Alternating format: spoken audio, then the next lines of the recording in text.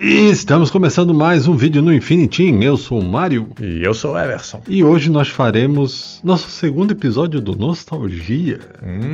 Nostalgia. Deu uma de vaca aqui, né?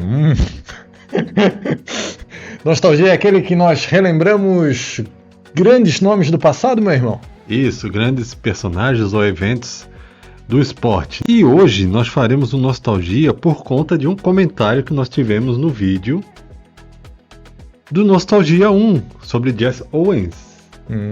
Sim, o grande Jesse Owens. Então, houve um comentário, se você não viu o vídeo do Jesse Owens, pode ir lá assistir, que tá muito legal. Show de bola. E o comentário diz que o esporte, os 100 metros rasos, ele seria dominado por atletas de cor preta, atletas pretos. E aí, refletindo um pouco sobre isso, levanta a polêmica. Pô, será que é mesmo ou será que isso é só uma falácia? Nós vamos descobrir hoje aqui nesse Nostalgia, revendo todos os campeões do desde a primeira Olimpíada. Esse Nostalgia são 2 episódios. Primeiro a gente vai fazer sobre o masculino. Sim. E no episódio seguinte, da próxima semana, sobre o feminino. O feminino. E nós vamos ver quem são os grandes campeões dos 100 metros rasos. E, na sequência, as grandes campeãs. Mas antes de começar a nossa lista, não se esqueça de se inscrever no canal, curtir o vídeo, deixar o seu like, compartilhar com seus amigos, deixar aqui o seu comentário, o que você achou dessa lista e o que você gostaria de ver no Nostalgia. Então, uma coisa que vale ressaltar é que existe uma linha de pesquisa na área da saúde que ela vai por essa linha de que realmente existe uma diferença entre atletas, entre etnias, né, preto, branco, asiático, né, o amarelo, que existe uma diferença física biológica que dá vantagem em alguns esportes. E existe uma linha de pesquisa para isso, cientificamente. Mas isso gera muita polêmica, porque isso basicamente é a ideia do Hitler. Sim. A ideia da superioridade ariana. Porque se existe diferença, a gente começa a comparar para ver quem é o melhor. Tá, se é diferente, então quem é melhor no quê? E existe uma outra linha que diz que isso não existe. É balela, não tem nada a ver, é como um jogo de dados. Tu vai jogar, uma hora vai sair um número alto, uma hora vai ser um número baixo. Mas é engraçado que se a gente for olhar para determinados esportes, a gente vê uma diferenciação, né? A gente vê o domínio de certas etnias sobre algumas modalidades olímpicas, né?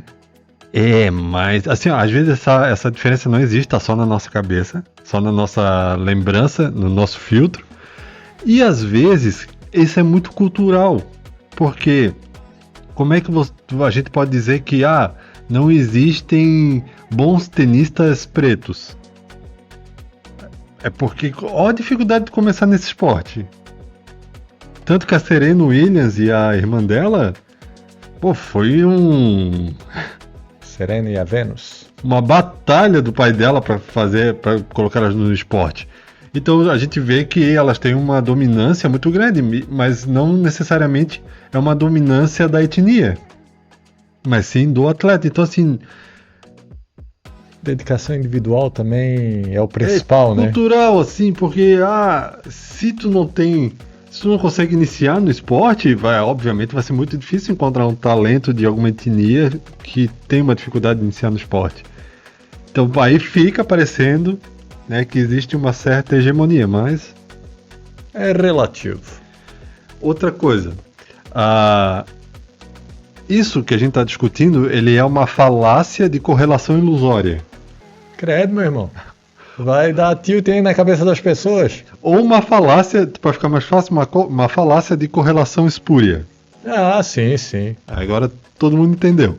Já ouviu falar que quando o número de vendas de sorvete aumenta, o número de afogamentos aumenta junto?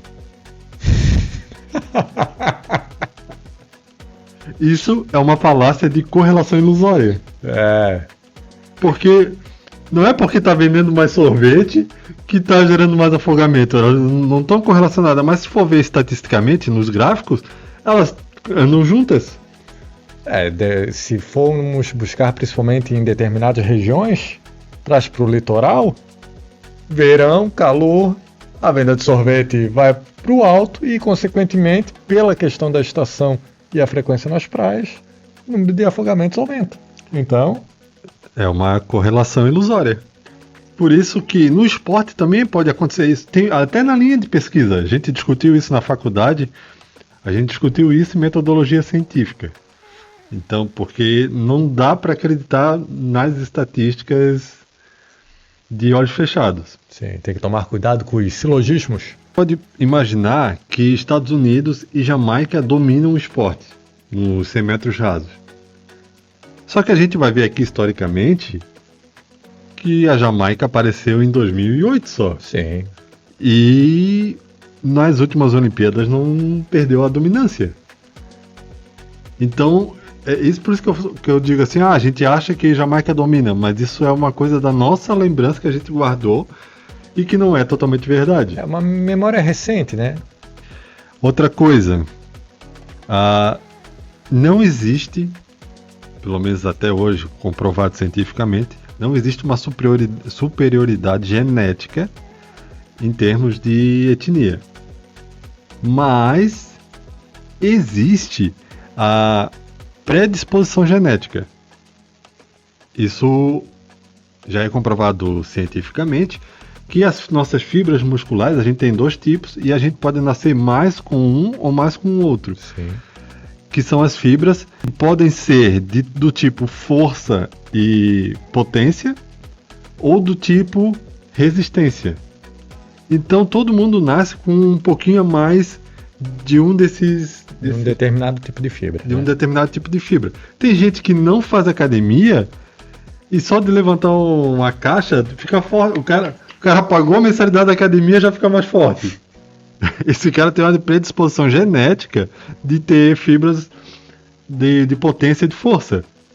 E tem pessoas que treinam certo, faz dieta, toma bomba e dorme não cresce. direitinho e nada. E não cresce. Continua no graveto. Essa pessoa provavelmente teria muita... tem uma predisposição à resistência e se daria muito bem no triatlon, no crossfit. Na maratona. Porque ele tem uma predisposição genética a esse tipo de fibra. Então isso sim existe. Então, antes de começar no seu esporte, vá no médico e verifique suas fibras musculares. Para ver se você realmente vai desempenhar bem. Aí uma coisa que eu quero fazer aqui, vamos supor, né, partindo do comentário que a gente teve no vídeo, de que os pretos dominam o esporte. Se a gente for separar etnias, eu acredito que a gente pode separar pretos, brancos, marrons, amarelos e vermelhos. Então, pretos, majoritariamente África, brancos, vamos supor, Europa,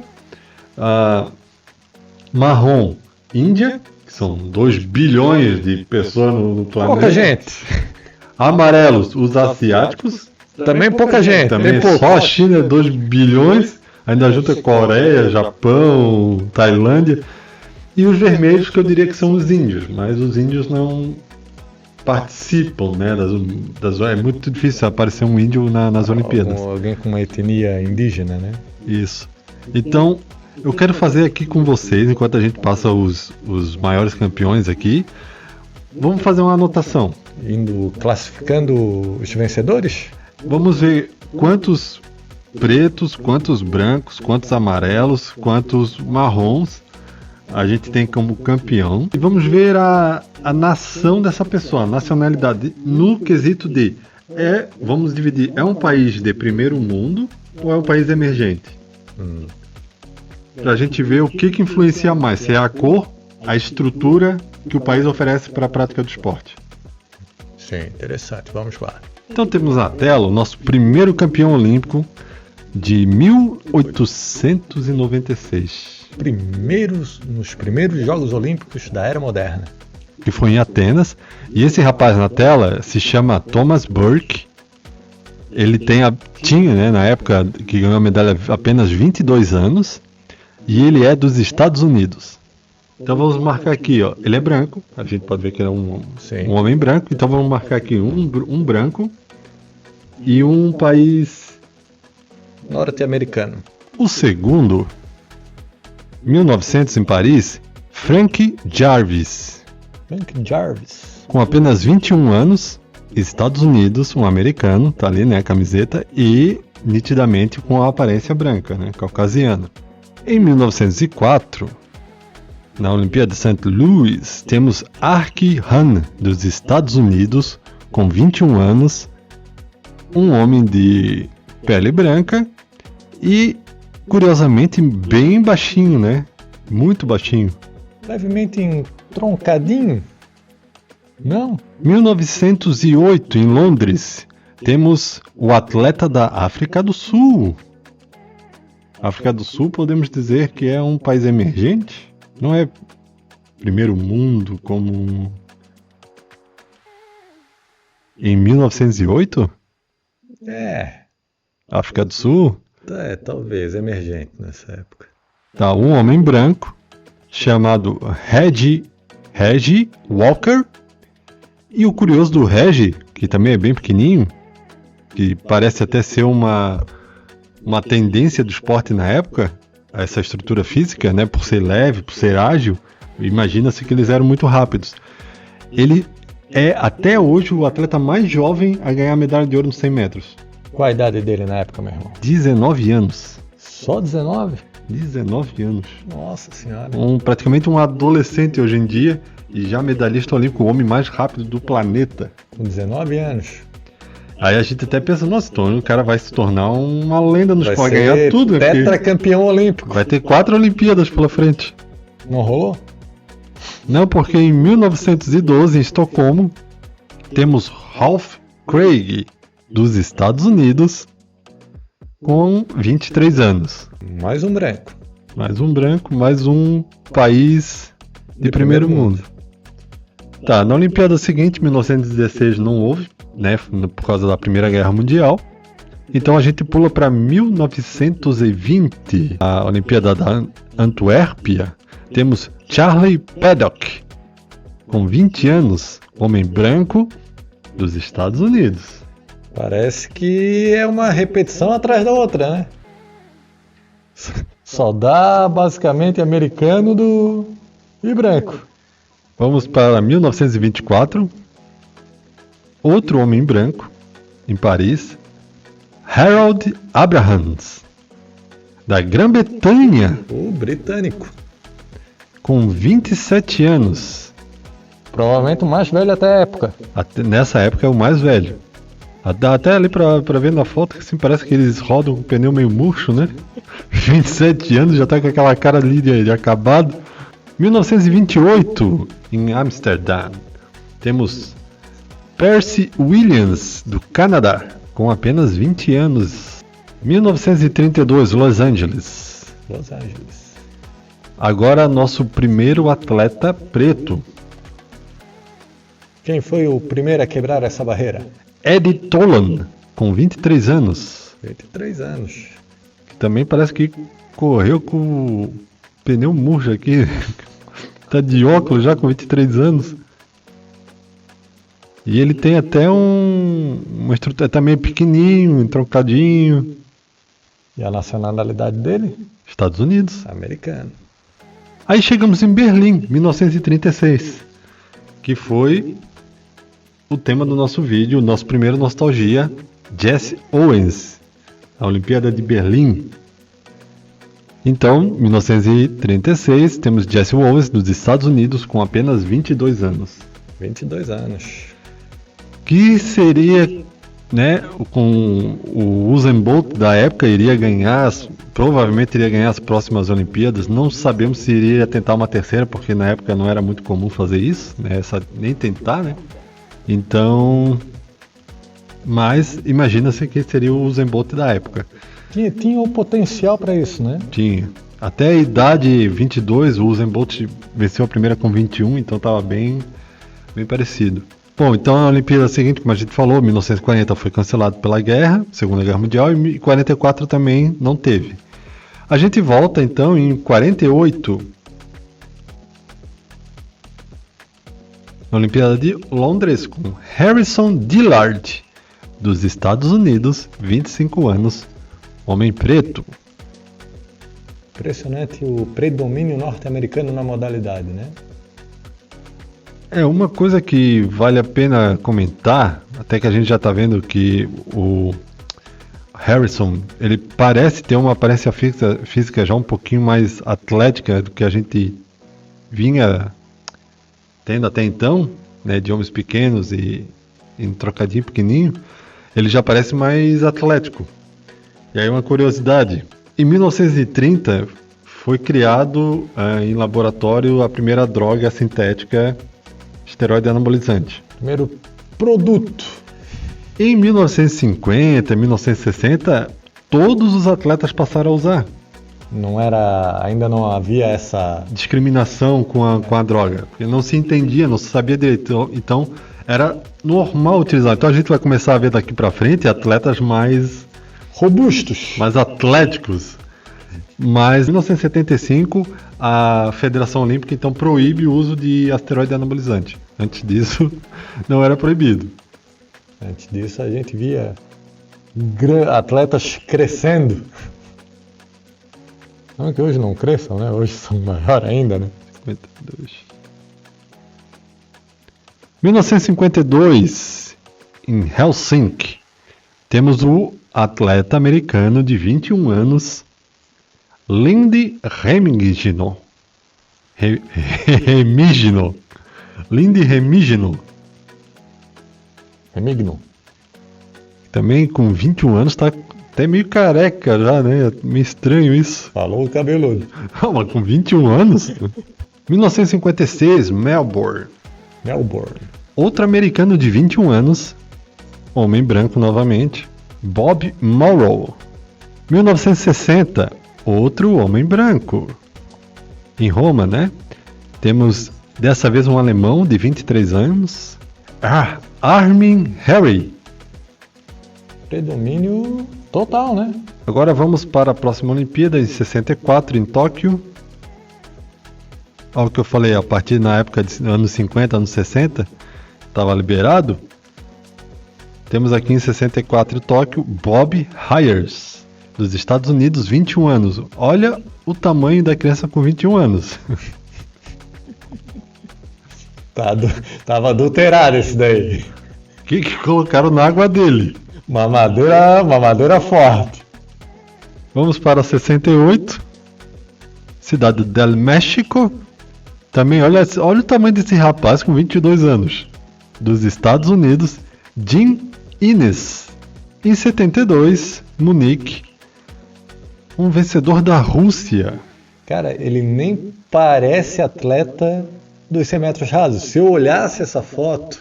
Parece um saltador. Não, eu diria que era um arremessador de peso, um Darlan. Então, Valery Borzov, da Rússia. O russo. Jamais imaginaria que um russo tivesse ganho os 100 metros rasos. É diferente, né? Vamos para 1976, em Montreal. Wesley Crawford, de 24 anos. E veja só, Trinidad e Tobago. Mas Trinidad e Tobago eu lembro de estar presente em algumas finais nos últimos anos, ou pelo menos, né, de 2000 para cá eu lembro de ter alguns finalistas. Eles são mais fortes em provas longas, né, de fundo. Né, provas de fundo, mas eu lembro de um ou outro aparecendo em alguma final. Em 76, em Montreal, não, em 80, 76 a gente já falou.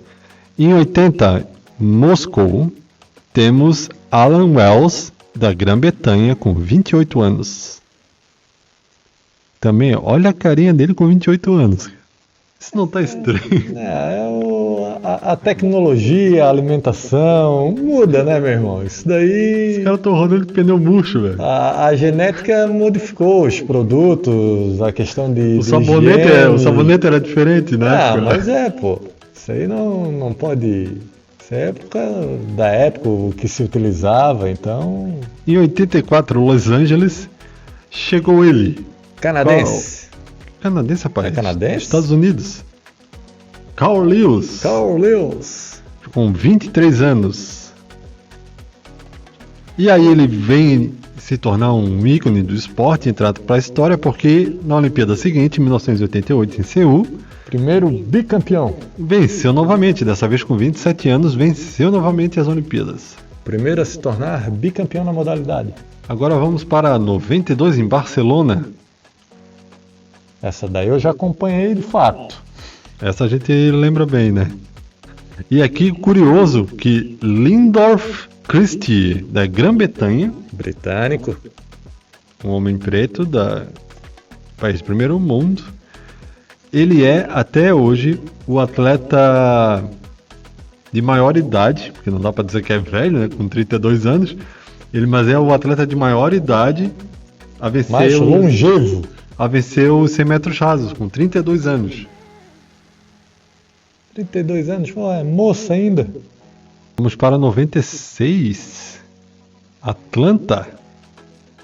Agora sim um canadense, Donovan Bailey, 28 anos. 28 anos.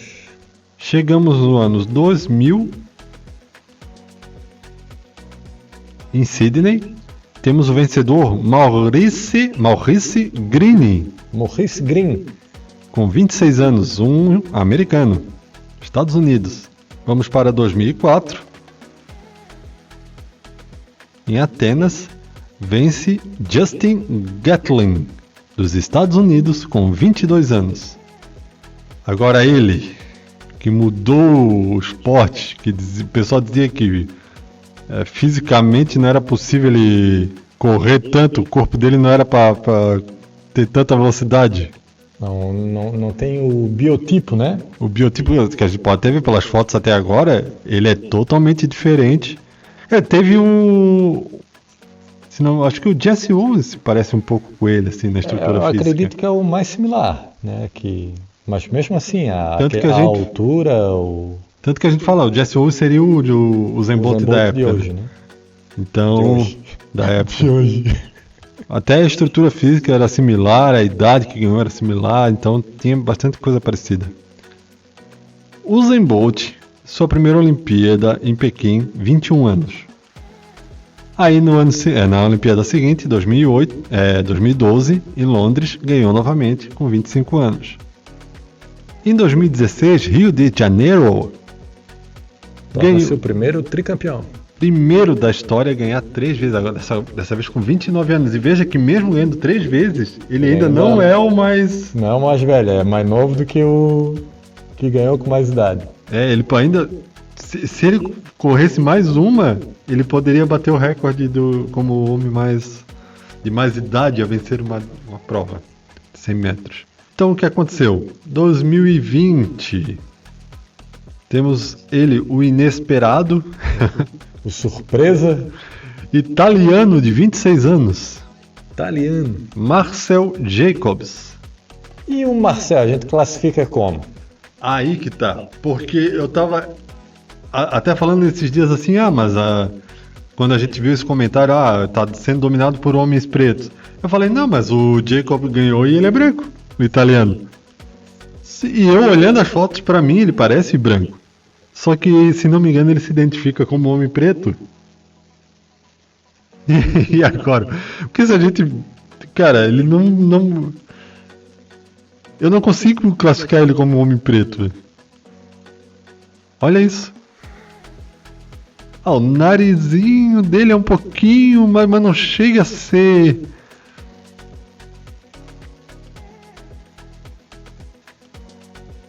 É difícil, esse é difícil. Classificamos no marrom? É que o marrom é mais Índia, né? Mais aquele meio Oriente Médio. E se não me engano, ele não é nem nascido na Itália. Ele nasceu norte-americano e se naturalizou italiano. Mas ele se identifica como preto? Se não me engano, ele se identifica como preto. Então é preto. E agora, a última Olimpíada 2024. Em 2024, que foi agora a última Olimpíada, temos Noah Lyles, de 27 anos, norte-americano. E o Noah, o curioso é que ele é um corredor, a especialidade dele é um corredor de 200 metros. E Outro inesperado, né? Ele falou, vou tentar o 100 para ver o que dá. e tá aí como o atual homem mais rápido do planeta, sendo que ele é rápido mesmo no 200 metros. Foi campeão nos 200, né? Também foi campeão nos 200 e levou os 100 também. Isso é um dado que é engraçado, que normalmente o campeão de 200, quando ele corre uma segunda prova, normalmente é o 400, né? E não os 100, né? É mais fácil ele ir para um 400 do que tentar um 100, que o 100 o pessoal é brabo demais. Treina só para aquilo, né? Sim. E o campeão anterior, Tirando o Jesse Owens, né? o Jacobs, que correu dessa vez essa Olimpíada com 30 anos e ficou em quarto lugar. Quase beliscou a medalha ainda com 30 anos. E os resultados? Os resultados. Vamos primeiro para primeiro mundo e emergente. Nós tivemos 30 Olimpíadas, né, relatadas. 25 desses vencedores são do primeiro mundo. Grande maioria, quase a totalidade, norte-americanos, né? E 5 de países emergentes. Só que desses 5, 3 é só o Usain Bolt, né? Ele quebrou as estatísticas. E na questão da etnia, não tivemos nenhum amarelo ou marrom. E nós tivemos um predomínio. No início, nos primeiros anos, a etnia branca dominava, né? Um total de 13 conquistas. Enquanto que a etnia preta atingiu um total de 17 conquistas. Olha, se a gente fosse desconsiderar o ponto fora da curva que foi o Usain Bolt e tirar as 3 Olimpíadas dele, Empate. é um empate. Quase um empate técnico. Isso é claro, são períodos também, né? São épocas, né? Tem época que vem uma leva e muda e... Então, não... Dá pra ver que não existe. É como jogar os dados. Hora vai ser preto, hora vai ser branco. Em algum momento pode vir marrom, pode vir amarelo. Os chineses estão crescendo muito, estão ficando né? muito forte no esporte. Nós tivemos até finalista na última edição, né? Eles estão vindo com tudo. Aí o que nos leva a discutir se esse predomínio está mais ligado à etnia, à cor, ou se está ligado ao investimento do país. A possibilidade que o atleta tem para treinar e para se desenvolver, né? Isso eu particularmente acredito que é o mais fundamental para conseguir se atingir os bons resultados. Ter a infraestrutura para conseguir desempenhar o melhor resultado possível. Tanto que a gente viu agora, em 2008, a Jamaica apareceu em 2008, levou tudo 3 anos seguidos com o Usain Bolt, mas o Usain Bolt saiu. Aí veio Itália, veio Estados Unidos, a Jamaica tá ainda brigando com grandes velocistas, mas não tem mais o domínio que tinha o Usain Bolt. Não é a mesma força, né? E a gente vai ver no próximo episódio que no feminino acontece algo muito parecido. Muito parecido. Até porque é essa ideia que a gente falou agora, né? A questão do investimento no atleta, né? Então isso vai se replicar na questão dos países também, né? Então a gente vê que pesa muito mais a cultura do país, o investimento dele no esporte e o apoio que os atletas têm do que a cor da pele, né? Sim.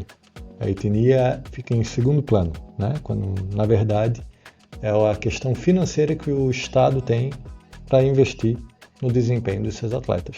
Então, se você curtiu esse episódio, deixa aí nos comentários o que você achou, se você acha que tem mesmo uma diferença entre preto, branco, amarelo, marrom, vermelho, ou se a diferença está no país, na onde a pessoa nasce, que vai dar mais oportunidades.